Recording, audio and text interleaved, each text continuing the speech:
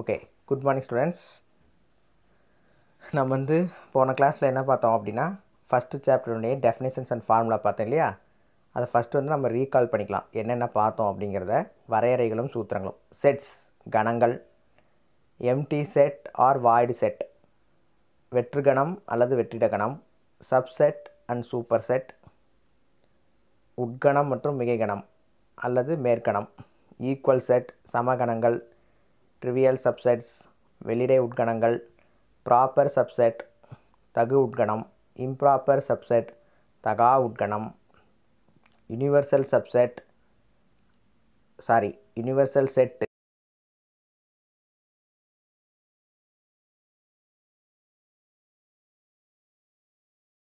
கணம், complement of a set நிரப்பி கணம், செட் டிஃபரன்ஸ் கண வேறுபாடு, டிஸ்ஜாயிண்ட் செட்ஸ் வெட்டா கணங்கள், அடுத்தது Cartesian product of sets Cartesian பெருக்கல்.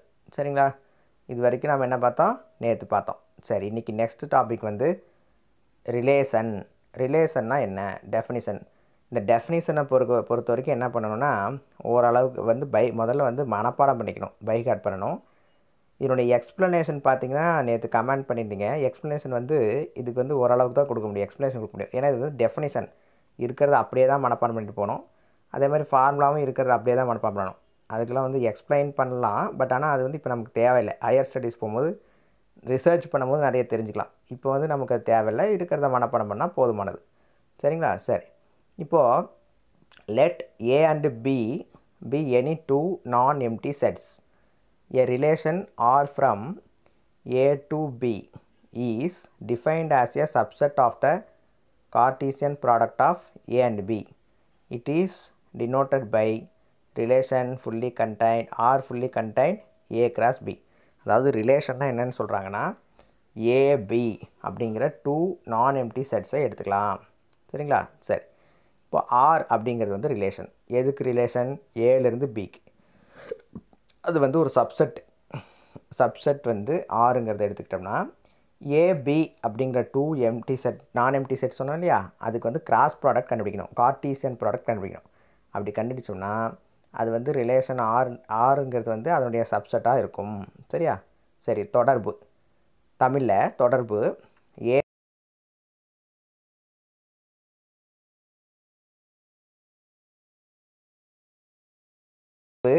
ஆர் என்பது ஏ மற்றும் பியின் கார்ட்டீசியன் பெருக்கலின் உட்கணம் ஆகும். அதான் இப்போ சொன்னேன். ஏபி அப்படிங்கிற ரெண்டு செட்டு எடுத்துட்டோம்னா, நான் எம்டி செட்டு வெற்றற்ற கணங்கள் எடுத்துட்டோம்னா, ஆறுங்கிற ரிலேஷன் வந்து அதனுடைய உட்கணம் ஏ கிராஸ் பி கார்ட்டீசியன் பெருக்கலுக்கு உட்கணமாக இருக்கும் அப்படின்னு சொல்கிறாங்க. நெக்ஸ்ட்டு வந்து டைப்ஸ் ஆஃப் ரிலேஷன் தொடர்புகளின் வகைகள். தொடர்புகளின் வகைகள் வந்து எத்தனை வகையாக இருக்குது? 3 வகை இருக்குது. ஒன்று வந்து ரிஃப்ளெக்சிவ் தற்சுற்று தொடர்பு, செகண்ட் ஒன் வந்து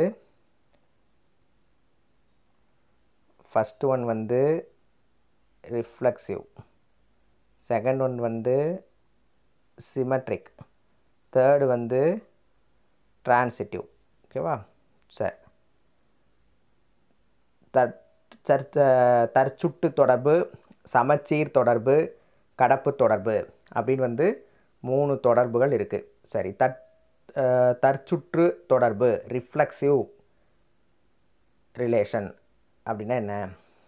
அதாவது ஏ பிலாங்ஸ் டு ஆர் அப்படின்னா for all A belongs to A இந்த கண்டிஷனை வந்து சாட்டிஸ்ஃபை பண்ணிச்சுன்னா அதை வந்து நம்ம என்னன்னு சொல்லலாம்? Reflexive. We called it is reflexive relation. அனைத்து ஏ பிலாங்ஸ் டு ஆருக்கும் ஏ பிலாங்ஸ் டு ஆர், ஏங்கிற ஆர்டர்ட் பேர் வந்து பிலாங்ஸ் டு ஆராக இருந்ததுன்னா அது வந்து நம்ம என்னன்னு சொல்லலாம்? தற்சுட்டு தொடர்பு ரிஃப்ளெக்சிவ் ரிலேஷன். ஓகேவா, செகண்ட் ஒன் சிமெட்ரிக் ரிலேஷன் சமச்சீர் தொடர்பு. Ordered pair A B belongs to R that imply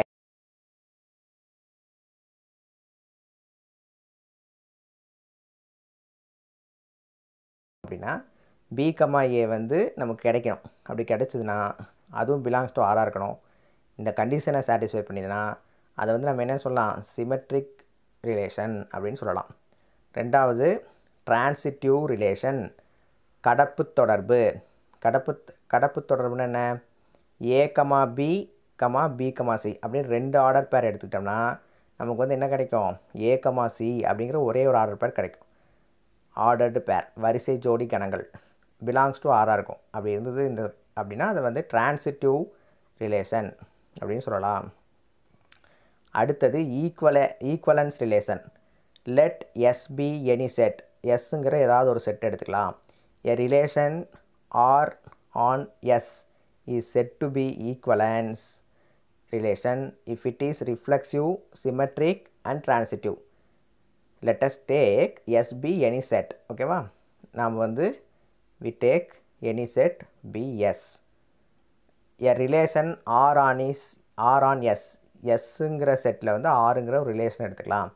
அது வந்து ஈக்குவலன்ஸாக இருக்கணும் அப்படின்னா அது எப்போ ஈக்குவலன்ஸாக இருக்கும், அந்த செட்டு வந்து ரிஃப்ளெக்சிவாகவும் இருக்கணும், சிமெட்ரிக்காகவும் இருக்கணும், டிரான்சிட்டிவாகவும் இருக்கணும். மேலே 3 கண்டிஷன் பார்த்தோம் இல்லையா, அந்த 3 கண்டிஷனையும் சாட்டிஸ்ஃபை பண்ணிச்சுன்னா அந்த ரிலேஷனை ஈக்குவலன்ஸ் ரிலேஷன் அப்படின்னு சொல்லலாம். அதாவது சமான தொடர்பு. எஸ் என்பது ஏதேனும் ஒரு கணம் என்க, எஸ்ஸில் உள்ள ஒரு தொடர்பு ஆர் தற்சுற்று, சமச்சீர் மற்றும் கடப்பு தொடர்பாக இருப்பின் அது சமான தொடர்பு எனப்படும். ஓகேவா,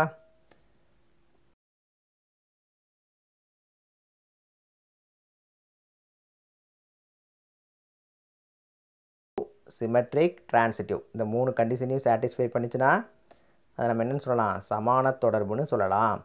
அடுத்தது ஃபங்க்ஷன். ஃபங்க்ஷன்னா என்ன, சார்பு. இது வந்து 9th வருது, 9th 10th வருது. ஃபங்க்ஷன்னா என்னென்னா, a function is a relation in which each element in the domain is mapped to exactly one element in the range. டொமைன்னா உங்களுக்கு என்னென்னு தெரியும், ரேஞ்சுன்னா என்னென்னு தெரியும். அதை வந்து நீங்கள் என்ன பண்ணணும், அப்படி தெரியல அப்படின்னா ரீகால் பண்ணணும்னா உங்கள் புக்கில் வந்து கொடுத்துருக்காங்க. டொமைன்னா என்ன, கோடொமைன்னா என்ன, ரேஞ்சுன்னா என்ன, நான் ஏற்கனவே வேறு உங்களுக்கு எக்ஸ்பிளைனும் பண்ணியிருக்கேன். அதை ஒரு தடவை நீங்கள் எடுத்து கொஞ்சம் பாருங்கள். பார்த்தீங்கன்னா என்ன ஆகும், உங்களுக்கு டக்குன்னு ஞாபகம் வரும். சரியா, சரி. ஃபங்க்ஷனுங்கிறது ஒன்றும் இல்லை, ஒரு ரிலேஷன் தான். ஒரு டயக்ராம் நான் சொல்கிற மாதிரி டயக்ராம் ஒன்று வரைஞ்சோம் அப்படின்னா, மேப் ஏ டு பிக்கு வரைஞ்சோம்னா அது வந்து சம் போடும்போது உங்களுக்கு எக்ஸ்பிளைன் பண்ணுறேன். ஏ டு பிக்கு வந்து ஒரு மேப் வரைஞ்சோம்னா இதில் இருக்கக்கூடிய டொமைனில் இருக்கக்கூடிய ஒரு எலமெண்ட்டுக்கும் ஒரு ரேஞ்ச் வந்து ரேஞ்சில் இருக்கக்கூடிய எலமெண்ட்டுக்கு அது வந்து மேப் ஆகும். அப்படி இருந்ததுன்னா அது வந்து சார்பு அப்படின்னு சொல்லலாம். ஃபங்க்ஷன்னா சார்பகத்தில் இருக்கும் ஒவ்வொரு உறுப்பும் வீச்சகத்தில் உள்ள தனித்த ஒரு உறுப்பை கோர்க்கும் தொடர்பு தான் சார்பு அப்படின்னு கொடுத்துருக்காங்க. சரியா, கோர்க்கும் தொடர்பு தான் சார்பாகும். சரி, இப்போது இந்த சார்பு ஃபங்க்ஷன்லேயே நிறைய டைப்ஸ் இருக்குது. ஒன்று ஒன்றா இப்போ நம்ம பார்க்கலாம். ஃபஸ்ட்டு டைப் பார்த்தீங்கன்னா 1-to-1 function or injective function. அப்போ வந்து உங்களுக்கு 1 மார்க்கில் கேட்பாங்க, 1-to-1 function is called 1-to ஃபங்க்ஷனுடைய இன்னொரு பெயர் என்ன அப்படின்னு கேட்பாங்க. அதாவது another name of the 1-to-1 function அப்படின்னு கேட்டாங்க.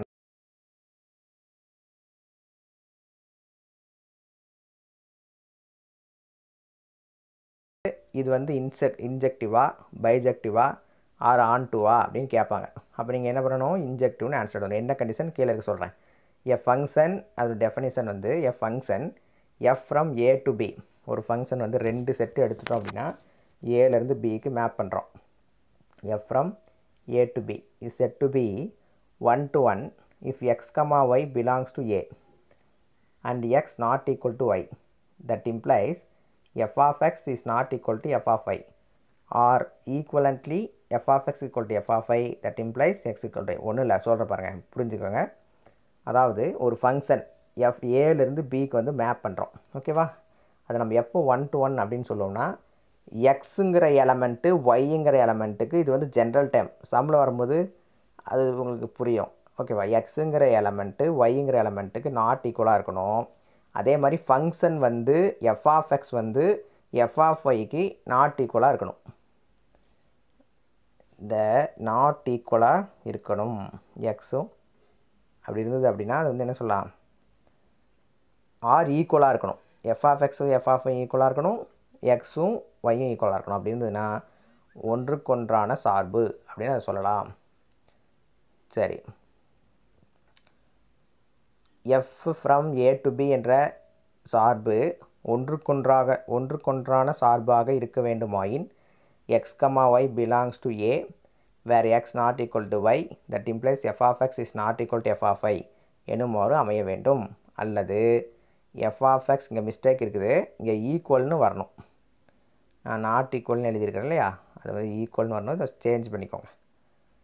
F of X is equal to F of Y.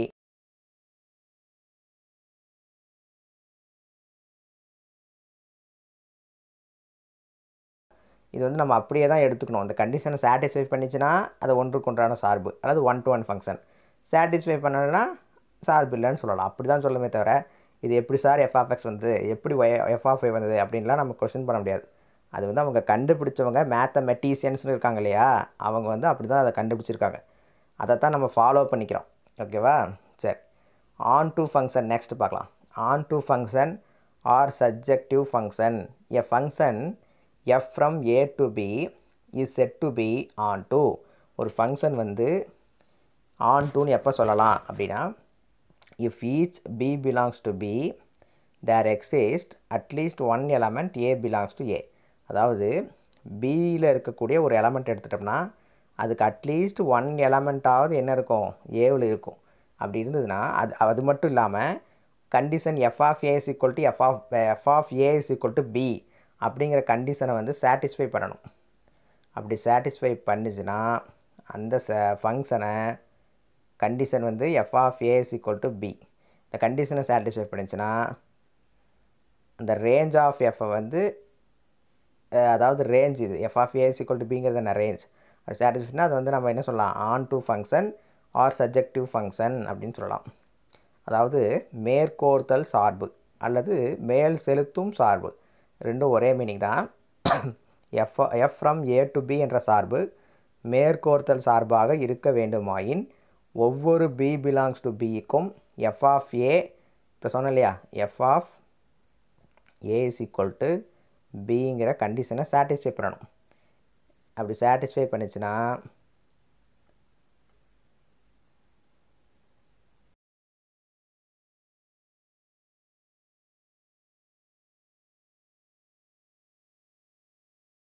குறைந்தபட்சம் ஒரு உறுப்பு ஏ ஈக்குவல் டு பியில் இருக்க வேண்டும் அப்படின்னா அதாவது எஃப்இன் வீச்சகம் பியாக இருத்தல் வேண்டும். அப்படின்னா அது வந்து மேற்கோள் சார்பு அப்படின்னு சொல்லலாம். இன்டூ ஃபங்க்ஷன், இன்டூ ஃபங்க்ஷன்னா a function which is not on to. இப்போ மேலே ஒரு கண்டிஷன் பார்த்தோம் இல்லையா, ஆன் டூனா என்னென்னு, அந்த கண்டிஷனை சாட்டிஸ்ஃபை பண்ணாமல் இருந்ததுன்னா அந்த ஃபங்க்ஷனை இன்டூ ஃபங்க்ஷன் அப்படின்னு சொல்லலாம். That is the range of the function is a proper subset of its codomain. Proper subset of its கோடொமைனாக இருக்கணும்.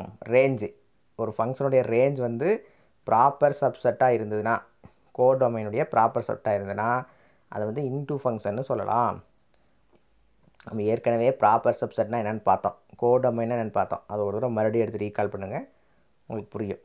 உள் சார்பு, ஒரு சார்பு மேற்கோள்தல் சார்பாக இல்லைன்னா அதை வந்து என்னென்னு சொல்லலாம், உள் சார்பு என அழைக்கலாம். அதாவது ஒரு சார்பு மேற்கோள்தல் இல்லை எனில் வீச்சகமானது துணை சார்பகத்தின் தகு உட்கணமாக அமையும். ஓகேவா, அந்த தகு உட்கணம்னு பார்த்தோம்ல, ப்ராப்பர் சப்செட் அது. சரி, அடுத்தது நெக்ஸ்ட் வந்து பைஜெக்டிவ். பைஜெக்டிவ்னா என்ன, a function F is A, F from A to B is said to be bijective if it is both one to one and onto. First இங்கே பார்த்தோம் இல்லையா, ஒன் டு ஒன் நீங்கள் பார்த்தோம் இல்லையா, one to one function or injective function. அதனுடைய condition என்ன, F of X is not equal to F of I or F of X is equal to F of I. இந்த கண்டிஷனையும் into function இருக்கு இல்லையா, sorry on to function, அதையும் satisfy பண்ணிச்சுன்னா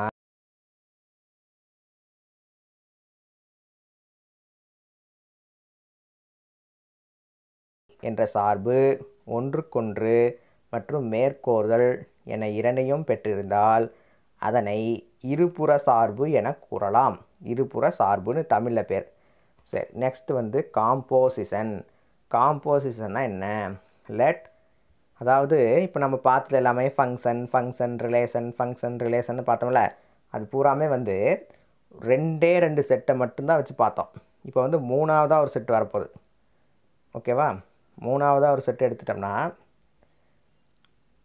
அதுக்கு வந்து composition நம்மளால் கண்டுபிடிக்க முடியும். அது எப்படிங்கிறது கீழே பார்க்கலாம். Let F from X to Y and G from Y to Z be 2 functions. 2 function எடுத்துக்கிறோம். எஃப்ங்கிற ஒரு ஃபங்க்ஷனு, ஜிங்கிற ஃபங்க்ஷனு. எஃப்பை வந்து எக்ஸ் டு ஒய்க்கு கனெக்ட் பண்ணுறோம். கனெக்ட்னு அந்த வார்த்தை பயன்படுத்துகிறது. மேப்னு சொல்லணும். மேப் பண்ணணும். ஜியை வந்து ஒய் டு இசட்டுக்கு மேப் பண்ணணும். அப்படி பண்ணும்போது நமக்கு என்ன கண்டிஷன் கிடைக்கும் அப்படின்னா, 3ஆவதாக ஒரு ஃபங்க்ஷன் கிடைக்கும். எக்ஸ் டு இசட் அப்படின்னு 3ஆவதாக ஒரு ஃபங்க்ஷன் கிடைக்கும். அந்த ஃபங்க்ஷன் வந்து எதை சாட்டிஸ்ஃபை பண்ணுது? இருங்க, ஒரு நிமிஷம் இருங்க. ஹெச் ஃப்ரம் எக்ஸ் டு இசட்டுங்கிற 3ஆவதாக ஒரு கண்டிஷனை satisfy பண்ணிச்சுன்னா,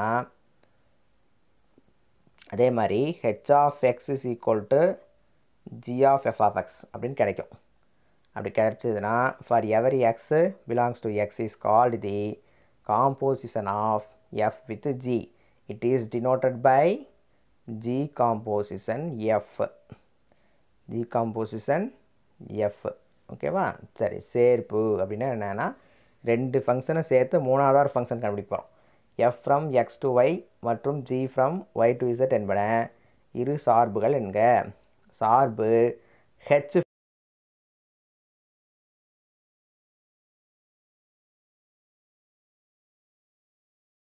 H of X is equal to G of F of எக்ஸ்ன்ற கண்டிஷனை சாட்டிஸ்ஃபை பண்ணிச்சுன்னா அதை வந்து நம்ம என்னென்னு சொல்லலாம்? சேர்ப்பு அப்படின்னு சொல்லலாம். அதனை ஜியுடன் எஃப்பின் சேர்ப்பு என கூறலாம்.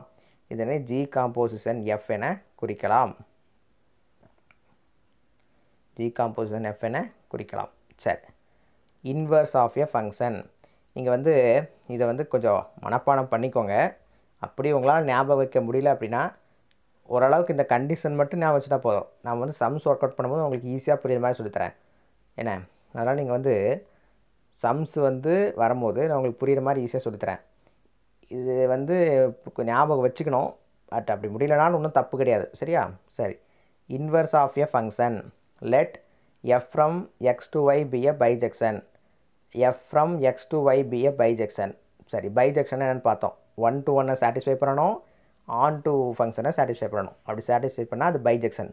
அப்போ 2 கண்டிஷனை சாட்டிஸ்ஃபை பண்ணக்கூடிய ஒரு ஃபங்க்ஷன் எடுத்துக்கிறோம். ஓகேவா?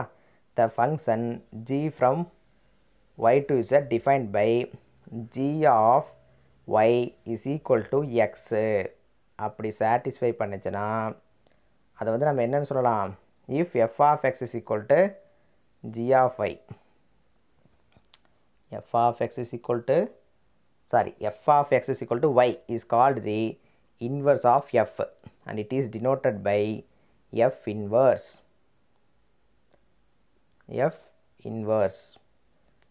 f from x to yங்கிற பைஜெக்ஷன் கண்டிஷன் எடுத்துக்கிறோம். ஜிங்கிற ஒரு ஃபங்க்ஷன் y to z இருக்குது.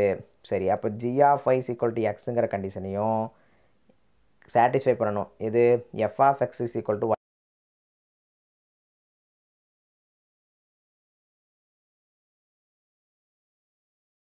நெக்ஸ்ட்டு சார்பின் நேர்பாறு f from x to y என்பது இருபுற சார்பு என்க. சார்பு g from y to z ஆனது f of x is equal to y என்னும்போது g of y is equal to x என வரையறுக்கப்பட்டால் சார்பு gஐ f இன் நேர்மாறு என கூறலாம். இதனை f இன்வர்ஸ் என கூறலாம். அதான் இப்போ நான் சொன்னேன் இல்லையா, 2 ஃபங்க்ஷன் எடுத்துக்கணும்.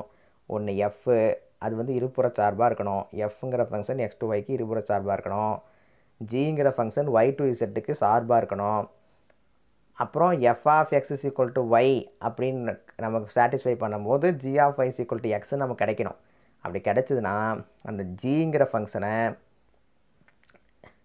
F of y x is equal to ஒய்ங்கும் போது g of Y is equal to எக்ஸ்ன்னு கிடைச்சதுன்னா ஜிங்கிற ஃபங்க்ஷனை எஃப் இன்வர்ஸ் அப்படின்னு சொல்லலாம். அதோட இன்வர்ஸ்ன்னு சொல்லலாம். சரியா? அடுத்தது இன்வெரிட்டபிள். இன்வெரிட்டபிள்னா என்ன?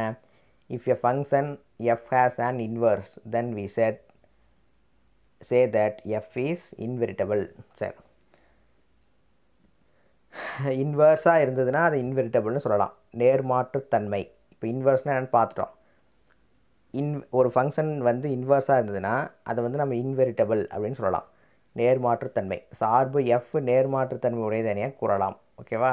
சரி, அடுத்தது ஆட் ஃபங்க்ஷன். ஆட் ஃபங்க்ஷன் அப்படின்னா a function F from relation R to R. ஆறுலேருந்து ஆறுக்கே ரிலேஷன். ஓகேவா? ஆட் ஃபங்க்ஷன் எப்படின்னா இந்த கண்டிஷனை வந்து சாட்டிஸ்ஃபை பண்ணிச்சுன்னா, இப்போ வந்து எஃப் ஆஃப் மைனஸ் எக்ஸு, இப்போது ஒரு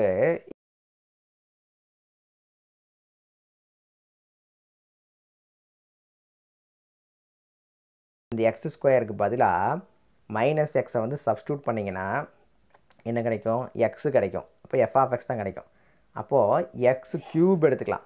F of X is equal to X cube. F of X is equal to X cube எடுத்துட்டிங்கன்னா என்ன கிடைக்கும்? எக்ஸ் மைனஸ் எக்ஸை சப்ஸ்டியூட் பண்ணோம்னா மைனஸ் எஃப் ஆஃப் எக்ஸ் கிடைக்குமா? அதைத்தான் சொல்கிறாங்க, ஜென்ரலாக சொல்கிறாங்க. சம் வரும்போது புரியும். மைனஸ் எஃப் ஆஃப் எக்ஸ் கிடச்சிது அப்படின்னா அந்த ஃபங்க்ஷனை ஆட் ஃபங்க்ஷன் அப்படின்னு சொல்லலாம். ஒற்றைப்படை சார்பு. அனைத்து எக்ஸ் பிலாங்ஸ் டு ஆருக்கும் f of minus x is equal to minus F of X அப்படின்னு கிடச்சிதுன்னா அதை வந்து என்ன சொல்லலாம்? ஒற்றைப்படை சார்பு எனலாம்.